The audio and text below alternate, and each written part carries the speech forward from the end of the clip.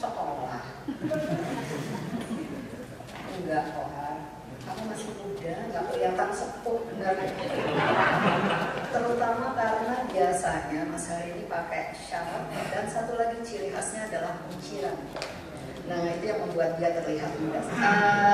Mudah-mudahan ini tidak dianggap bahwa udah dokter sepuh gitu ya.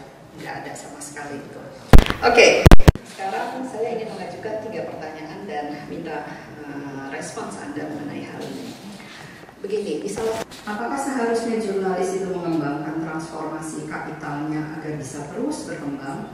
Padahal ini berat bagi sebagian, terutama oleh mereka yang sangat senior.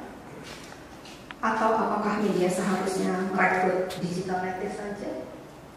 Bagaimana dengan kaum seniornya? Itu yang pertama. Yang kedua, Anda pemerhati televisi juga. Sangat kuat, punya banyak artikel mengenai televisi, punya buku juga mengenai hal ini. Studi Anda itu hanya sedikit memberi perhatian pada pengembangan media televisi, baik di Kompas maupun Tempo. Pertanyaan saya, mengapa? Dari pemantauan Anda, apakah upaya transformasi digital ke televisi pada kedua media ini gagal atau apa? Yang ketiga, apakah transformasi digital berdampak pada peran media sebagai pilar keempat demokrasi? Anda sudah menyebutkan sedikit di awal, tapi saya ingin Anda mengeksplorasi lagi, karena misalnya saja berita harus dibuat dengan ringkas, menekankan clickbait, menekankan grafis visual, dan sangat-sangat tergantung pada pemberitaan. Demikian pertanyaan saya. Dr. Nina Mutmainah, MSc, izinkan saya untuk merespons semua pertanyaan yang disampaikan. Pertama, terkait dengan pernyataan jurnalis senior Kompas, Bu Redana. Saya mengambil kutipan itu untuk menunjukkan bagaimana terjadi dilema dalam media seperti Kompas untuk melihat perubahan ini. Ada yang merasa bahwa tidak lagi bisa berperan dalam situasi digital seperti sekarang, tetapi saya kira juga masih banyak yang lain-lain yang merasa bahwa bagaimanapun harus dilakukan perubahan, bagaimanapun harus dilakukan penyesuaian untuk tetap bisa bertahan dan relevan. Saya kira kata relevan ini sesuatu yang penting untuk disampaikan, karena saya kira itu adalah kata kunci untuk bicara tentang media pada saat sekarang. Bagaimana media masih bisa bertahan itu sejauh dia tetap dianggap relevan oleh para audiensnya. Nah ini yang lalu kemudian saya kira penelitian saya mencoba menunjukkan bagaimana dilema terjadi tidak hanya pada Kompas tapi juga terjadi pada Tempo, karena wartawan dalam generasi tertentu merasa kesulitan untuk harus berhadapan dengan perubahan teknologi yang sangat banyak, termasuk juga tentang tata cara mereka memasukkan berita dalam sistem content management system. Sehingga lalu kemudian mereka merasakan itu adalah sebuah hambatan-hambatan gitu ya. Nah, saya mengusulkan memang perlu ada sebuah penelitian tersendiri untuk melacak apakah ada satu implikasi terkait dengan kualitas jurnalistik yang menurun ya. Apakah kemudian karena situasi ekosistem seperti yang sekarang ini lalu kemudian media tidak lagi menghasilkan berita-berita yang bermutu, berita-berita yang lebih mendalam ataupun yang investigatif. Kita tahu kalau berita-berita investigatif itu adalah sesuatu yang tersembunyi, sesuatu yang harus digali sedemikian rupa untuk kemudian dimunculkan, dan itu adalah sesuatu yang berguna buat publik. Nah ini yang saya kira memang dilema semacam ini yang mau saya tunjukkan gitu ya. Kemudian yang kedua terkait dengan soal pengembangan televisi. Memang saya tidak menyentuh area itu karena saya kira memang membicarakannya media cetak saja memang merupakan sebuah satu komunikasi tersendiri, Mbak. Dan dalam arti ini saya kira memang kalau mau dilakukan itu mungkin butuh penelitian yang lain ya. Tetapi saya kira antara Kompas dan Tempo pada saat sekarang kita tahu Kompas TV masih berjalan, masih berkembang dan juga memiliki kepercayaan yang baik di mata publik. Sementara Tempo saya kira mungkin tidak terlalu mengembang ke sana ya. Tempo TV pernah ada, tetapi saya kira mungkin tidak terlalu konsisten muncul dan juga mungkin juga bukan pilihan untuk terus dikembangkan. Gitu ya. Itu terkait dengan terkait dengan apakah transformasi digital ini berdampak pada posisi media sebagai pilar keempat, saya kira betul Mbak, bahwa ini ada dampaknya. Itu yang tadi saya katakan bahwa perlu ada penelitian secara lebih mendalam untuk melihat masalah ini, karena saya kira mungkin penelitian saya sendiri mungkin tidak memadai untuk bisa menjawab pertanyaan tersebut. Tetapi saya juga concern bahwa hal ini penting untuk diteliti ke depan. Apakah kemudian transformasi digital ini akan menurunkan kualitas jurnalistik? Ini bukan hanya pertanyaan yang ada di Indonesia, tetapi juga saya kira banyak pengamat lain di luar negeri pun juga mengajukan hal yang sama.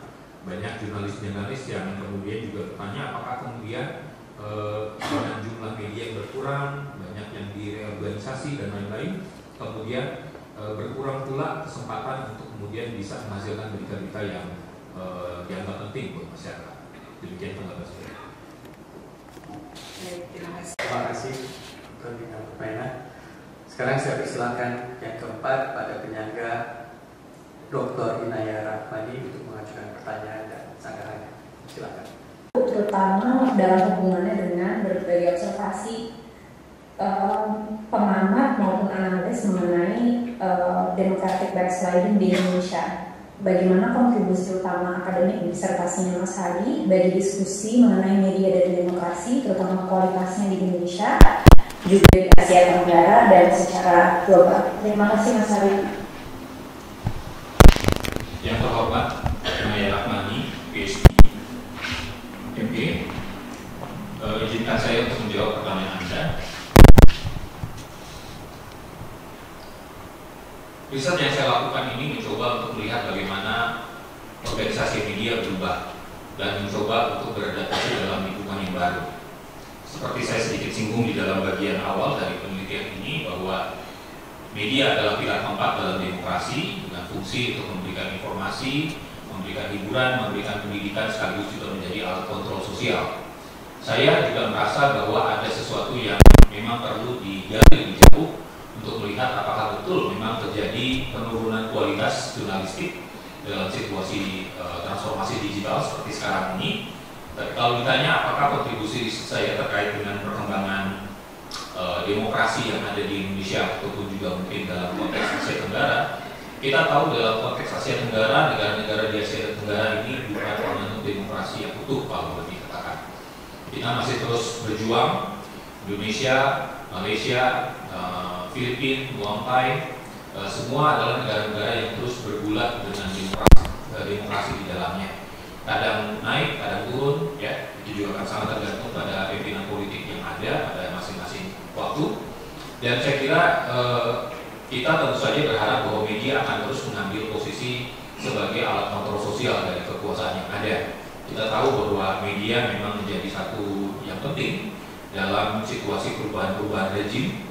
Kita tahu juga bagaimana kondisi yang terjadi di Filipina yang mungkin hampir mirip dengan apa yang terjadi di Indonesia sekarang.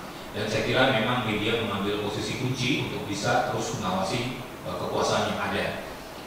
Kontribusi dari saya mungkin tidak spesifik terkait dengan masalah demokrasi tadi, tapi saya kira kalau media-media besar seperti Kompas, Tempo mengalami problem terkait dengan transformasi digitalnya, dia mungkin akan kehilangan potensi untuk kemudian menjadi alat kontrol sosial yang tangguh di masa-masa mendatang. Saya kira itu mungkin yang bisa saya tanggapi. Terima kasih. Mas Hari, saya kembalikan ke Ketua Sidang. Terima kasih Dr. Inaya. Yang kelima, saya persilakan Dr. Ida Santi Pratina untuk mengajukan pertanyaan dan sanggahan. Ke tahap ini dan cukup banyak penggemarnya sepertinya undangannya. Terima kasih sudah hadir semuanya untuk mendukung Mas Hari. Saya mungkin memulai dengan apresiasi dulu Mas Hari. Saya sangat menikmati membaca disertasi Mas, khususnya untuk terlihat sekali Mas memberikan investasi waktu dan pikiran yang cukup lama di Bordeaux ya. Di bagian awal saya melihat usaha Mas Hari untuk membawa pembaca untuk paham sebenarnya konsep dan teori yang sedang Mas Hari berusaha aplikasikan dalam sebuah disertasi itu mau dibawa kemana gitu. Tapi mungkin dan ini tentunya sifatnya dengan semangat bukan menyempurnakan lagi dari sempurna kayak Mas Hari, memperbaiki pemahaman saya sebagai pembaca Ada beberapa, hanya 2 pertanyaan sebenarnya yang tujuannya itu tadi semangatnya untuk memperbaiki, untuk membantu Mas Hari mempertajam, karena bagaimanapun kan occasion hari ini adalah mempromosikan ya Mas ya. Jadi semoga pertanyaan saya juga bisa membantu Mas mempertajam tulisannya dalam presentasi. Pertanyaan pertama lebih kepada karena paradigma yang Mas pakai ini adalah konstruktivisme, saya mau memperjelas konstruksi konteks sosial yang sedang Mas Hari berusaha tampilkan, tuliskan. Dan kedua ini pertanyaannya lebih ke arah teori dan konsep, karena tema utama itu sering sekali disebut economic capital, social capital, cultural capital, symbolic capital, khususnya dalam kasus Kompas. Kemudian Mas berusaha switch ke transformatif digital. Nah, pertanyaan pertama Mas, bila boleh mungkin kita sistemnya satu-satu aja ya Mas ya, supaya diskusinya lebih jalan. Saya melihat dan mengapresiasi usaha Mas Hari berusaha memotret dari tahun 1955 ya. 1995 sampai 2000 ya, 2002. Saya mungkin boleh diperjelas lagi Mas, seberapa krusial sebenarnya melihat Orde Baru ini untuk berusaha mendeskripsikan muncul suatu kapital baru, yaitu kapital transformatif. Kenapa tidak fokus pada era digitalisasi saja? Karena menurut saya itu pun sudah cukup kompleks ya, dan bukan durasi waktu yang sedikit. Asal mulai dari pertanyaan saya ini adalah apakah Mas sedang berusaha mendeskripsikan, mengilustrasikan besar atau ekstrimnya situasi di Orde Baru sehingga kapital transformasi tercipta? Apakah Mas berusaha berargumentasi dan mungkin nanti ada implikasinya situasi dan kondisi atas jurnalisme Indonesia itu akan berbeda bila Indonesia tidak mengalami Orde Baru? Gitu Mas. Terima kasih. Pratidina, izinkan saya untuk menjawab pertanyaan Anda. Pertama, terkait dengan soal kapital transformatif dan juga kemudian mengapa saya memulai sampai menjabarkan terkait dengan Orde Baru. Betul bahwa saya ingin menunjukkan satu titik ekstrim atau satu perbandingan, dan ini juga adalah merupakan bagian dari upaya saya untuk menunjukkan arena jurnalistik yang berubah. Jadi bagaimana media beroperasi dalam konteks Orde Baru dengan penuh ketakutan, dengan penuh ancaman, regulasi yang ketat, ya, hidup jurnalis tidak nyaman karena banyak sekali ada tekanan-tekanan semacam itu. Sementara lalu kemudian terjadi memang proses transisi ketika ada reformasi, tapi itu saya sebut sebagai lebih ke arah liberalisasi begitu.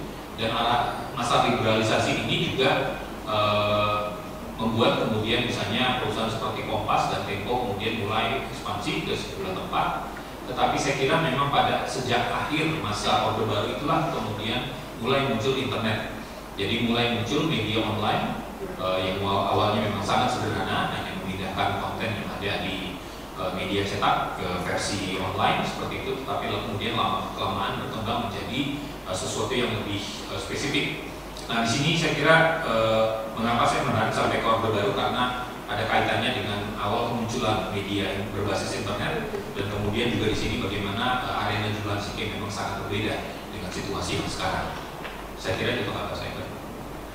Yang singkatnya, jadi kalau Orde Baru itu tidak terjadi di Indonesia, menjadi lanskap konteksnya, apakah kapital transformatif itu mungkin ada implikasinya nggak dengan kemunculan kapital transformatif tersebut?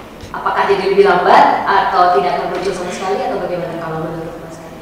Ya, kapital transformatif di sini saya memang merujuk kepada kemampuan dari organisasi media masing-masing untuk beradaptasi dalam situasi yang berbeda. Dan dalam arti ini saya kira memang tadi munculnya ada dilema antara jurnalis yang senior dengan jurnalis yang lebih baru terkait dengan soal peralihan teknologi ini. Itu saya kira memunculkan situasi yang memang dilematis di masing-masing ruang redaksi. Dan saya kira memang kapital transformatif di sini saya katakan bahwa ini satu modalitas yang dibutuhkan. Walaupun untuk mencapai ke sana itu membutuhkan perjuangan yang tidak mudah. Dan juga ada situasi yang kalau boleh dikatakan itu ada trial and error yang dilakukan karena beberapa media merasa tidak memiliki satu blueprint yang cukup jelas. Kedepannya dalam 10-25 tahun ke depan apa yang mereka akan lakukan belum terbayangkan. Nah, ini yang lalu kemudian memunculkan upaya-upaya untuk mengambil inspirasi dari beberapa tempat, kemudian mencoba diterapkan, tapi tidak selalu berhasil begitu. Sehingga baru kemudian setelah sekian lama, baru kemudian mereka menemukan ritme sendiri, ya, menemukan apa yang kira-kira lebih pas untuk kondisi pada saat sekarang. Demikian, Mbak. Mas, saran saya mungkin karena sudah ada elaborasi dan usaha yang besar untuk membahas tentang Orde Baru itu ya Mas, menurut saya nanti di bab yang ada tentang satu bab khusus tentang kapital transformasi di bagian kesimpulan, Mas hidupkan lagi itu kenapa Orde Baru menjadi penting, karena kan semangatnya supaya pembaca tidak berasumsi sendiri ya Mas Ari ya, akan lebih pede gitu percaya diri kalau misalnya sebagai sarjana scholar ditulis juga secara eksplisit. Jadi fungsi saya mengangkat Orde Baru itu kenapa? Ini ada hubungannya juga Mas tentang eksplisititas ya, itu pertanyaan kedua saya. Saya melihat, jadi Mas kalau secara kronologis itu pertama berusaha menjelaskan bahwa ada loh yang namanya kapital sosial, budaya, simbolik dan seterusnya. Dan kemudian ketika Mas menjabarkan tentang Kompas dituliskan secara spesifik ya, eksplisit ya, bahwa pimpinan Kompas Gramedia memiliki adalah cerminan dari kapital ini, dan itu juga Mas lakukan untuk Tempo. Tapi mungkin ini pembacaan saya yang kurang, tapi juga saya mengharapkan sebenarnya lagi-lagi ada penulisan eksplisit. Sebenarnya kalau menurut Mas Hari itu setelah ada kapital sosial, budaya, simbolik atau apapun itu, dan kemudian ada kapital transformatif, kalau menurut Mas itu mereka saling berhubungan satu sama lain atau tidak, atau bersifat menggantikan. Jadi ketika ini sebenarnya ada hubungan sama pertanyaan Romo tadi ya, apakah menurut Mas kapital transformatif itu udah cukup tuh, kapital cukup satu, ataukah sebenarnya ada kelanjutan dari social, economic, cultural dan lain-lainnya yang kemudian digabungkan dengan transformatif ya. Jadi apa ya Mas, apakah ada hubungan atau tidak, bersifat menggantikan atau berdiri masing-masing, atau melengkapi atau bagaimana? Kemudian apakah kapital situasi ini kalau menurut temuan Mas Hari itu memiliki ciri yang khusus dan berbeda pada era digital? Karena Mas membangun argumentasi ekonomi, sosial, kultural itu dengan konteks Orde Baru ya Mas ya. Saya ingin mungkin secara eksplisit menyatakan apakah ada perbedaan ketika kita masuk ke era digital, apakah definisi dari kapital-kapital ini ada perubahan? Semoga jelas ya Mas. Silakan Mas. Ya, terima kasih Mbak Dina. Ya, kapital transformatif yang saya coba ajukan ini ada kaitannya dengan konsep-konsep baru yang lain, bahwa tentang habitus, tentang arena, tentang doxa, ilosio, ya, semua hal itu masih berkaitan. Tetapi yang saya tunjukkan di dalam penelitian ini adalah tentang bagaimana perubahan yang terjadi. Jadi misalnya perubahan habitus yang dilakukan oleh jurnalis zaman sekarang dalam situasi digital itu berbeda dengan situasi yang sebelumnya. Satu contoh misalnya begini, media seperti Kompas dulu itu punya rapat rutin 2 kali dalam satu hari, yaitu jam 9 pagi dan kemudian jam 3 sore. Diandaikan lalu kemudian wartawan turun ke lapangan dan kemudian sore akan dicek apakah hasilnya dan kemudian mereka akan menentukan berita mana yang akan menjadi headline dan lain-lain seperti itu. Dalam situasi yang sekarang tidak ada lagi pertemuan yang secara spesifik semacam itu, tetapi karena sifatnya sudah merupakan news cycle. Jadi berita yang berjalan terus-menerus dan sehingga lalu kemudian koordinasi bisa dilakukan kapan dulu. Koordinasi bisa dilakukan secara lebih cepat tanpa harus menunggu rapat yang besar, tapi bisa dilakukan misalnya per halaman ataupun per desk macam itu. Jadi yang ingin saya katakan di sini adalah bahwa dalam situasi digital ada perubahan habitus, ada perubahan arena, kemudian juga perubahan doxa seperti itu, sehingga lalu kemudian juga di sini lalu kemudian saya mengusulkan kemunculan adanya kapital transformatif untuk mengatakan bahwa butuh satu modalitas tertentu dari organisasi untuk bisa mengikuti perkembangan situasi yang ada. Baik, berarti tambah saran satu lagi Mas itu ditambahkan lagi-lagi secara eksplisit dan menyatakan. Terima kasih, saya kembalikan ke Ketua. Yang terakhir saya persilahkan pada promotor Pak Dr. Irwan Julianto DH untuk mengajukan catatan dan komentarnya. Terima kasih Prof. Ya, oke. Mas Hari, ya selamat Anda sudah sampai pada tahap ini. Ada sedikit catatan soal eksplikasi kata disrupsi digital. Almarhum Prof. Alwi Dahlan mengajarkan mantra kepada kita yang pernah belajar ilmu komunikasi di kampus ini adalah soal explication. Explication jauh lebih mendalam dibandingkan explanation, eksplikasi, ya kan? Nah, nampaknya soal disrupsi yang menjadi kata pertama dalam judul disertasi Anda kurang tereksplikasi karena langsung lompat ke transformasi digital. Itu kelihatan terlihat di di ringkasan, di abstrak ya. Tidak ada kata kunci disrupsi digital, ya. Yang ada transformasi digital. Mungkin itu nanti bisa dijadikan masukan untuk revisi ya. Kalau dilihat kira-kira apa makna disrupsi ini? Tingkatnya ringan atau tingkatnya berat? Karena kalau ada macam-macam ya definisi, kalau kita Google ada Merriam-Webster Dictionary, ada Collins Dictionary, ada Oxford Dictionary ya. Yang satu disturbance, artinya gangguan ya, yang tingkatnya tidak sampai serius ya. Tapi ada juga yang disebut radical change to an existing industry or market due to technological innovation. No industry is immune to digital disruption.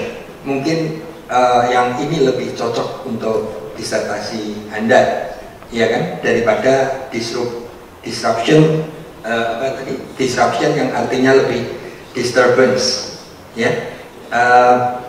Oke, jadi saran saya eksplikasi harus lebih berimbang ya, karena Anda udah jelaskan banyak soal Bourdieu segala macam kan, dari habitus, arena, doxa, illusio dan lain-lain ya. Tapi justru disrupsi ini kurang terelaborasi. Ya, tadi Anda menyebut pada kalimat pertama abstrak yang Anda bacakan tadi ada kata banyak perusahaan media menutup diri. Apakah kata menutup diri itu tepat ya? Karena kalau menutup diri kan lebih ke sifat orang introvert ya, menutup usahanya gitu kan mungkin. Kalau menutup diri itu kan cenderung menarik diri gitu kan ya, menutup diri, orang cenderung malu-malu atau gimana ya. Ya, ya. Soal pilihan tahun yang Anda pilih tahun 95 sampai 2020. 95 ini baru setahun sesudah Tempo dibredel pada kedua kalinya.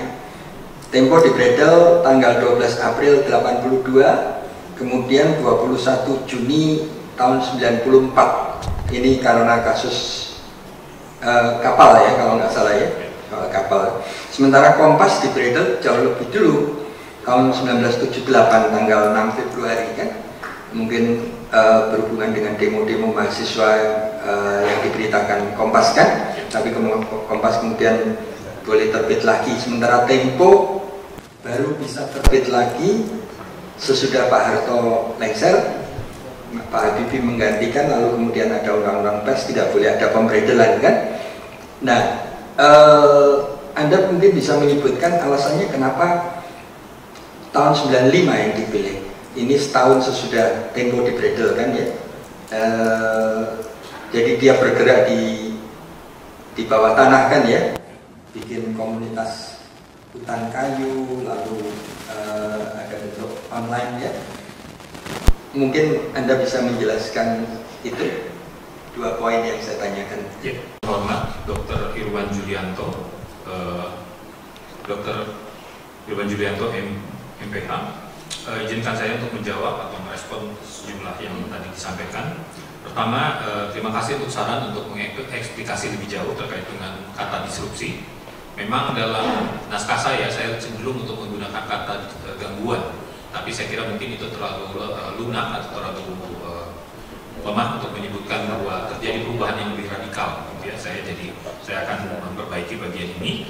Kemudian terkait dengan pilihan waktu tahun 95, itu adalah tahun di mana Tempo Interaktif mulai muncul, dan kemudian juga tahun di mana Kompas online juga mulai muncul. Ya, saya kira tidak kaitannya dengan soal, ada kaitannya karena Tempo Interaktif tidak akan muncul kalau Tempo tidak dibredel, gitu ya.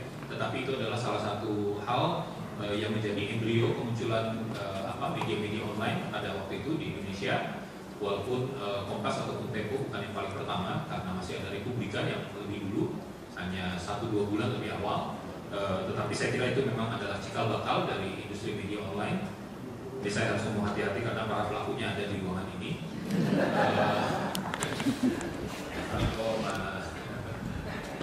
Ya, dan lain-lain seperti itu. Jadi pilihan waktu adalah pada kemunculan dua media online tersebut yang menandai era baru dari media di Indonesia, dan kemudian kita tahu berkembang sampai sekarang.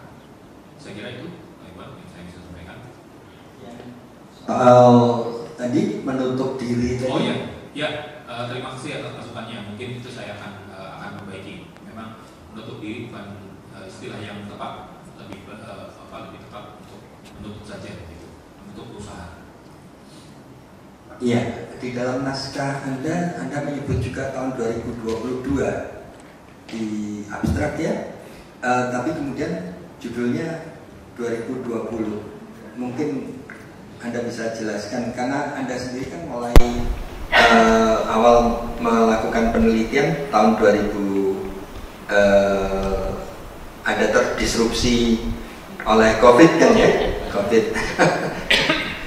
Oke. Anda bisa menjelaskan? Kok Anda menyebut juga tahun 2022? Gitu? Ya, 2022 itu saya sedikit tambahkan sebagai untuk menunjukkan terkait dengan bagaimana dampak COVID terkait dengan kedua media yang ada. Jadi saya sedikit tampilkan, walaupun mungkin potret di 2022 belum sangat lengkap untuk menggambarkan dampak COVID kepada dua media ini. Tetapi paling tidak, memang kita tahu bahwa misalnya seperti Koran Tempo akhirnya menutup sama sekali, awalnya hanya Koran Tempo minggunya, tapi lalu kemudian seluruh Koran Tempo secara cetak tidak lagi terbit. Dan kemudian kalau Kompas sekarang saya kira juga banyak berkembang di Kompas ID-nya, saya kira, sehingga lalu kemudian ada percepatan digitalisasi yang terjadi pada dua media. Waktu habis, ujian selesai. Ujian telah berakhir, izinkanlah saya mengadakan sidang tertutup untuk melakukan penilaian dan sidang sensor. Tim penguji Promosi Doktor Universitas Indonesia meninggalkan ruang sidang menuju ruang sidang tertutup. Hadirin dimohon berdiri.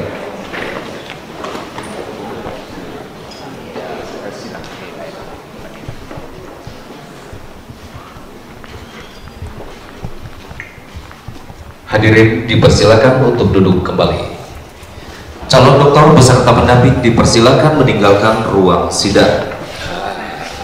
Kepada pengujian hadir secara daring, untuk proses sidang tertutup dan penilaian akan dihubungi oleh staf yang bersangkutan. Terima kasih.